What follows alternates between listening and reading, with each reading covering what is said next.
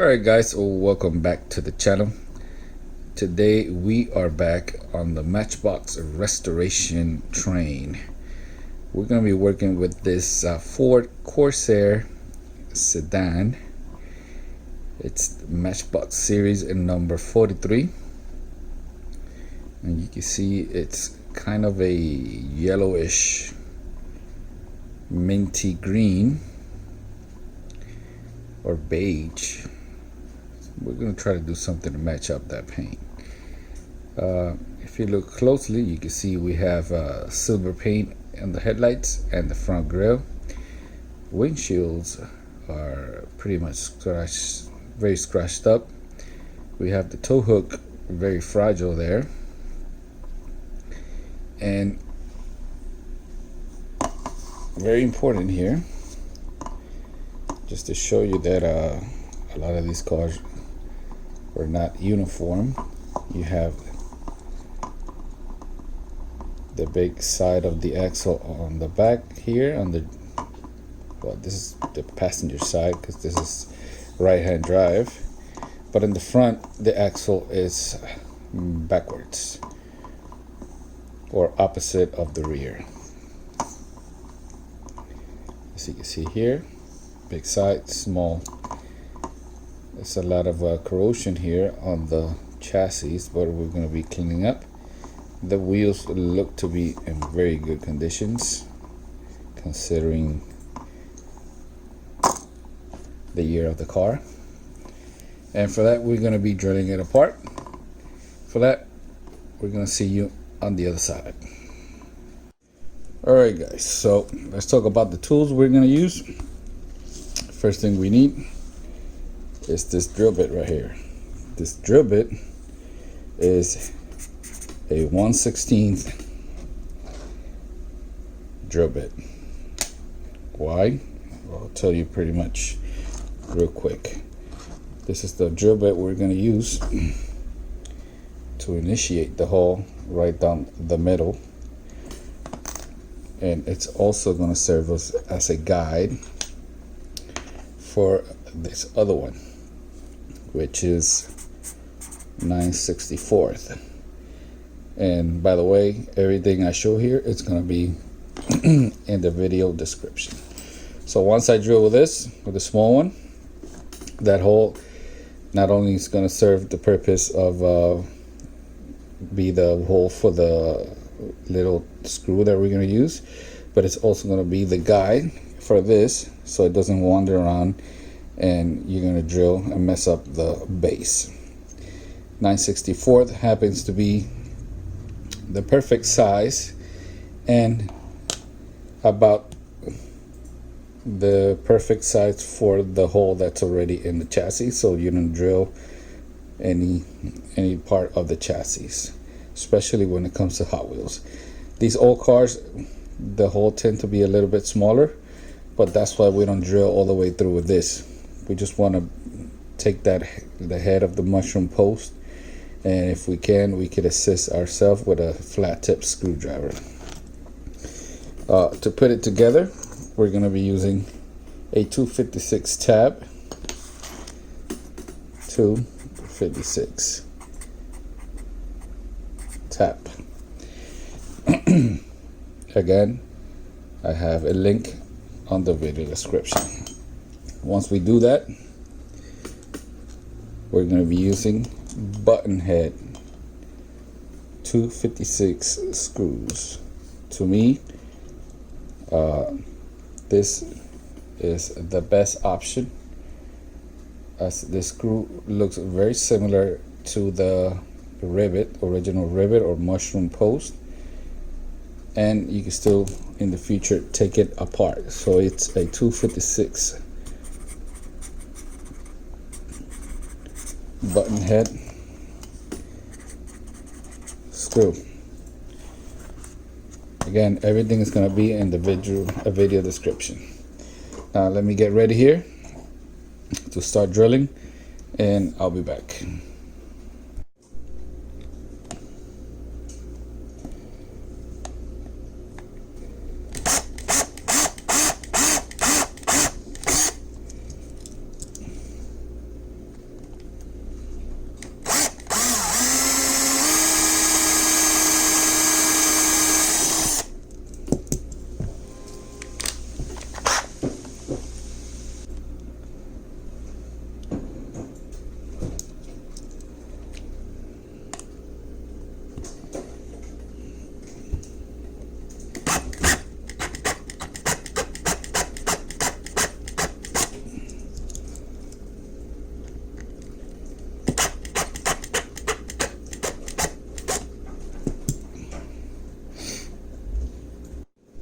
Alright guys, so as you just saw, we drilled it apart. We have here a plastic, which is supposed to be a suspension, which is bent the other way. We're going to try to fix that one. Here we have the interior, pretty simple. I'm going to try and use a little bit of glue here, even though it looks pretty sturdy here, the tow hook. And we find ourselves with a mushroom post holding the windshield there. For that, I use this drill bit. Let me see if I could get it to focus. 732. It's fairly bigger than the one we were using before, and that's because this is plastic. It's very shallow, and I want this to eat away as fast as possible at that post. Now, I mentioned before about the small one, and as you can see, a little trick I do, I cut the drill bit, that way it's shorter, and I could put it way far inside the drill chucks, or the chuck of the drill, right? You only want a little bit sticking out, because this will start wobbling around if you leave it up, if you use it long ways. And that's a little trick I use for now. Also, when I'm using the other one, the 9/64, you saw that at the end I was moving the drill like this, that way it could eat away around. As you can see, the chassis here did not suffer any damage. Look at this, same size as the hull. So if you use the small one first, it'll serve you as a guide, so this one doesn't wobble around. And you can see that it's a perfect size, and you're not going to damage the chassis. Remember, correct tools make a big difference with on what you're working. So for now, I'm going to drill this, get that windshield out, and we're going to set the car off to the paint stripper. So I'll be back.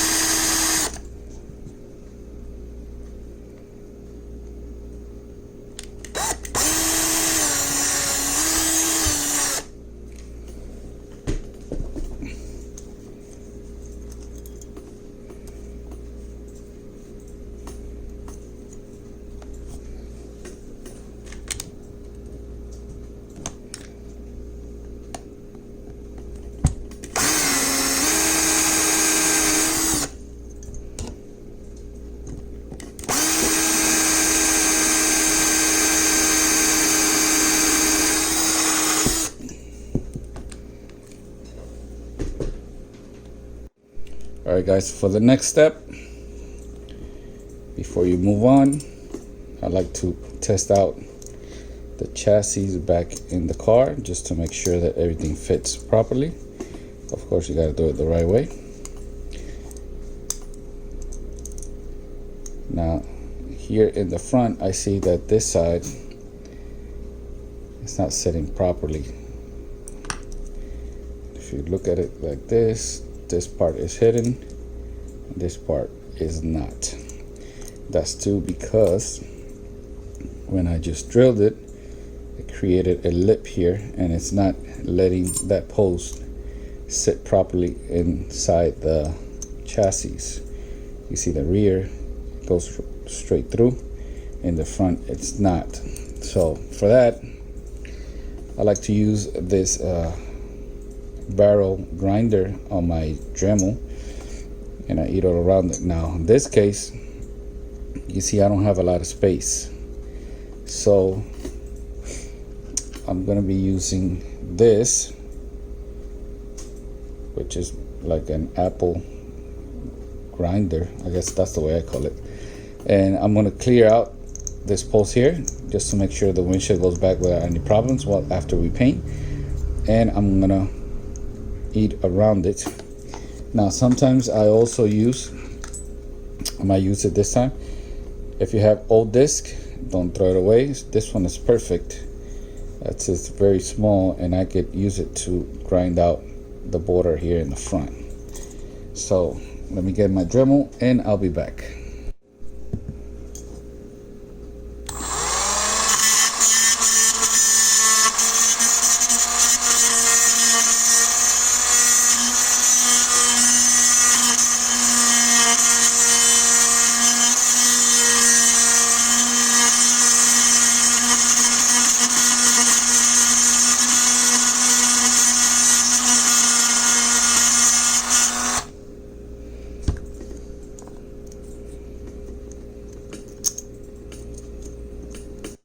Alright guys, I'm sorry if you got a lot of my hand on that shot, but I just wanted to make sure that you saw the importance of checking your work. For example, there's only one way to put that windscreen back together. You can see the front should be resting here on this border. That's something that you have to make sure you practice before you paint. That way when you're putting the car back together, you know exactly what to do put the car back together. So let's continue with the work.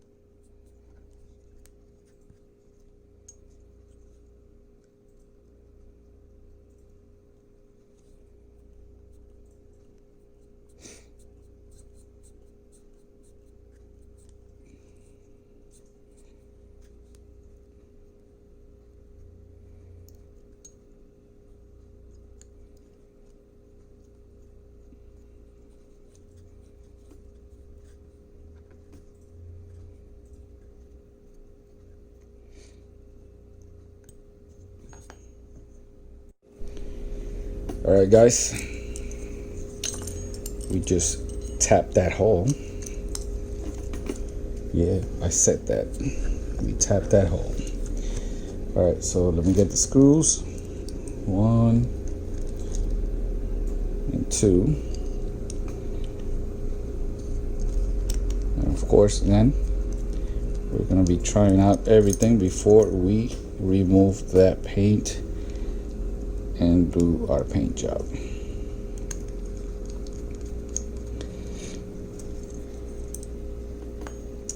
And there it is. There it is. Now, if you are about to type that, oh, you should use oil with the tap. No, you don't. If you're gonna paint a metal surface, I recommend not using any type of oil. if you didn't know, metal will suck up the oil. Those when later on you try to paint, that's why you see a lot of paint job with orange peel. The paint does not want to stick to the metal, and it's because it had sucked up oil. I use beeswax. You can see my tap here has layers of beeswax. Of course, you could also find this in the video description, and that is the lubricant that I use. Never use oil before, or if you intend to paint and you want that paint job to look smooth. Oil causes orange peel. So let's take it apart and take it over to our paint stripper jug. I'll be back. All right, guys, let's talk about the chassis. Because this model does not have paint in the chassis, I do not need to remove the axles. If I needed to remove the axle, you look for the smaller size of the axle, and using a Dremel adapter like so. In this case, this would be too big. You go like this, and you knock it down to the point where you could just slide off the tire. You do that front and back. You clean it, and if it had paint, you paint it. In this case, since we don't have paint, I could get away with taping the tires while I clean the base, and that's that. So see you on the other side. All right, guys, quick update here. So as you can see, I removed the paint. I did electro polish. I have a video on that, and I also did zinc plating. And as you can see, there is a lot of pittings in this casting. I've started to sand it a little bit with the 2000 grit sandpaper, but now I'm gonna go white primer, flat enamel, and then I'm gonna sand it again, and I'll be back. All right, guys, check it out. Very smooth. I used flat white Krylon, not this one because this one is gloss, but I should have a okay surface to start painting now. Now I saved a little piece of the paint of my car. You can see it's a light shade of green, but I have two books. This one, that's the car right here, and says that the car should be white, and it is white in the picture. Now this other one, let's see if I find it.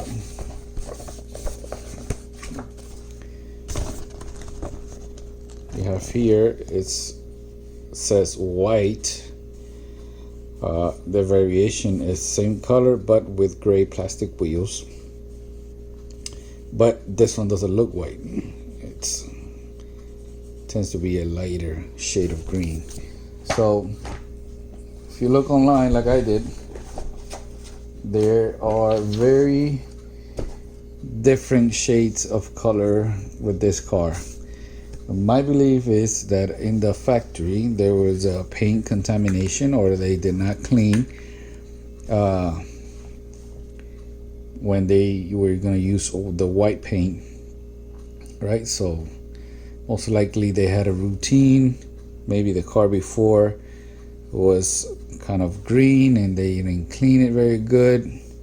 Either way, I've come to the conclusion that you could either go white, or maybe like cream, or minty green. So what I'm going to do is I'm going to make my own paint.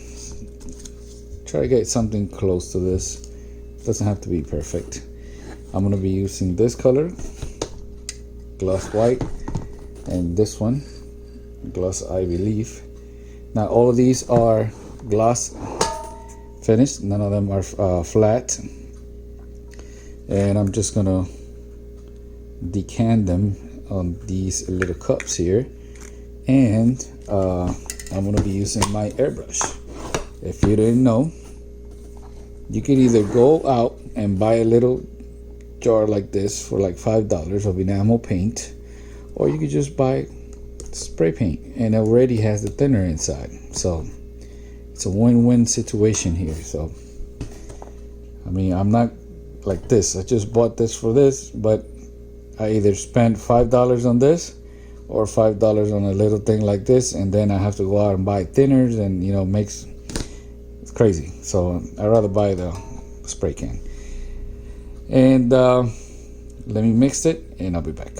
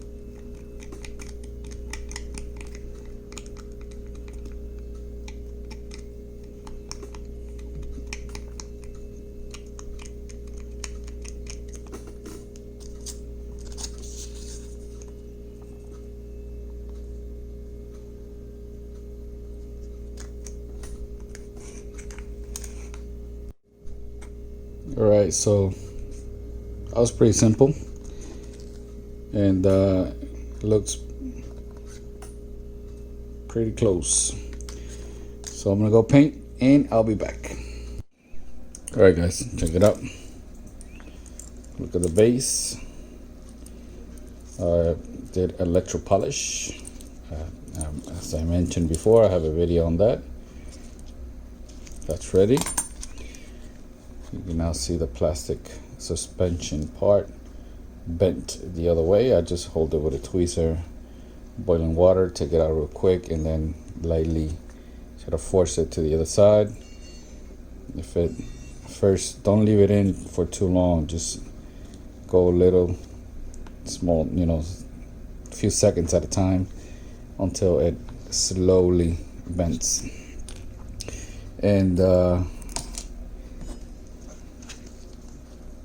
here is the baby. We're gonna be doing the front details with a Sharpie, and I'll be back.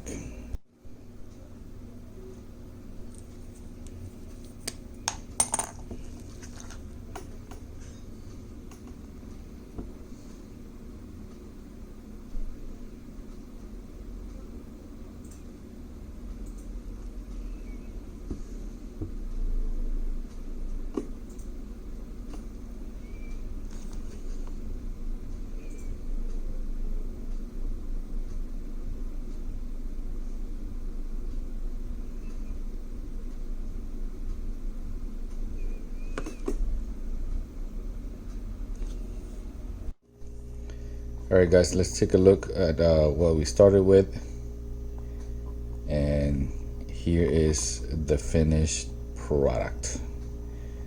As you can see, I think I did pretty good with the color, and the suspension is back working. I said at the beginning that I was gonna do something with the hook, but if I, after taking a closer look, if I start messing with it, it's probably gonna break. So I just left it as is. And there we have a big crack in the back window.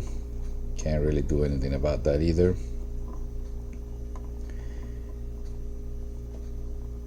I'm tempted to paint silver trims all around the windows and do the tail lights and everything, but since this is a restoration, we just have to bring it back to what it looked like. We can't add any more details. I'll probably do it afterwards, or maybe not. So that's gonna be it for today, guys. Thank you for watching, and remember to subscribe, hit that little bell, and if you want, you could also visit my Patreon link. I'll put all of that in the video right here on the screen. All right, thank you for watching. Peace out.